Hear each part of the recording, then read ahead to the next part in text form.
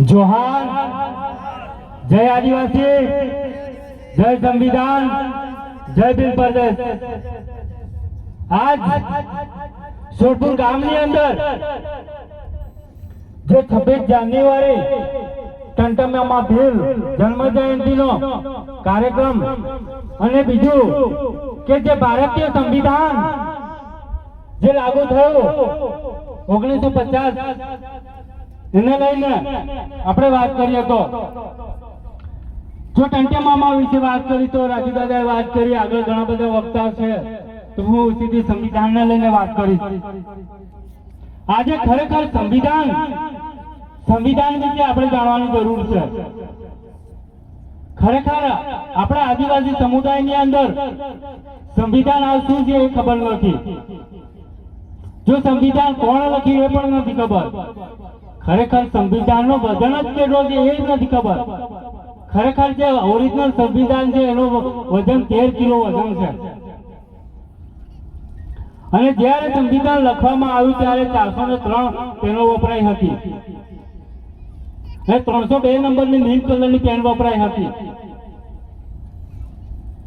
અને જો આપણા સંવિધાનની અંદર જો ફંડામેન્ટલ રાઈટ આપેલા છે અનુચ્છેદ 12 થી લઈને અનુચ્છેદ 35 એનો આપણે અભ્યાસ કરવાની જરૂર છે। જોવા જઈએ તો આપણી આદિવાસી સમુદાયની अनुच्छेद 13(3) क मुजब जे रूढ़ी प्रथा स्वशासन व्यवस्था आपेली छे एने आपणे मजबूत करवी पड़शे।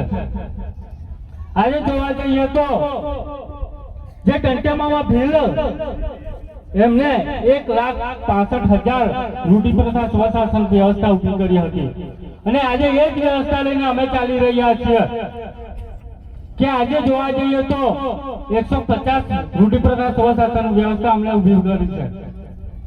तो आगे बात करिए तो पुलिस प्रशासन की बात करिए तो जे रूढ़ी प्रथा स्वशासन व्यवस्था लागू हो त्यारे बीएनएस सेक्शन 1 सप्लो 6 कानून लागू नहीं पड़तो અને बीएनएस सेक्शन 1 सप्लो 5 એ પણ लागू नहीं पड़तो। ઘણા બધા એવા કાનૂન છે કે જે આપણે પર લાગુ નથી પડતા। અને જે પોલીસ પ્રશાસનની વાત કરીએ તો કે આપણા આદિવાસીઓને પ્રતાડિત કરવાનું બંધ કરે।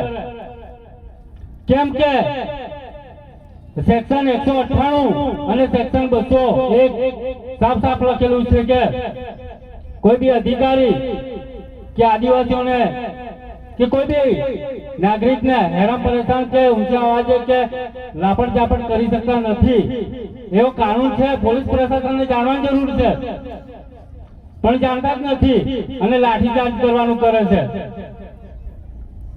અહીંથી મારી વાત પૂરી કરું છું। જોહાર, જય આદિવાસી, જય સંવિધાન, જય વીર પ્રદેશ।